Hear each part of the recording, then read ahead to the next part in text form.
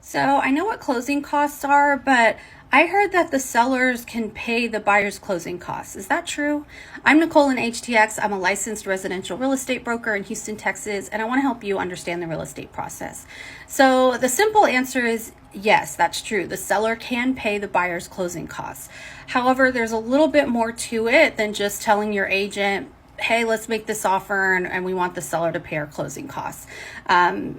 It's a bit more of a process. So let's break it down. So the first thing you want to know is that whatever your closing cost amount are, if you're going to request something from the seller, it has to be in a dollar amount. It can't just be a percentage of, hey, we want the seller to pay 100% of our closing costs or 50% of our closing costs. It needs to be an actual dollar amount. So you're going to have to get with your lender, and your agent will probably get with your lender to find out, hey, what do you think the closing costs will be? Now, the exact number won't be known until you're closer to closing, but they can do a ballpark based on how much you're wanting to offer on this home and, taxes and all these other things.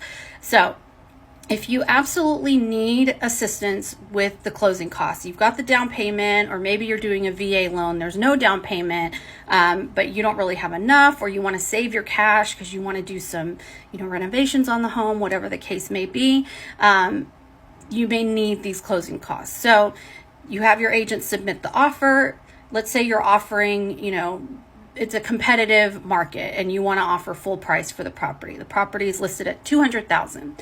You want to offer full price, and your agent sends the offer for $200,000, but you've said, hey, I want $5,000 towards my closing costs. So you send the offer for $200,000, asking for $5,000. When the seller gets this, they're going to look at it and they're going to just subtract that $5,000, knowing they have to give it back to you. And now it's $195,000. Essentially, it's a $195,000 offer. It's no longer a full price offer. So if you're wanting to make a full price offer and have the seller be happy with a $200,000 offer, then what you'll need to do is offer $205,000, asking for that $5,000 back. Now it's a $200,000 offer.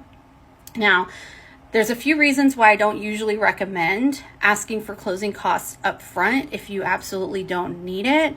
And it's because the seller can look at it and think, why doesn't this buyer have enough money for the closing costs? Why are they asking for them?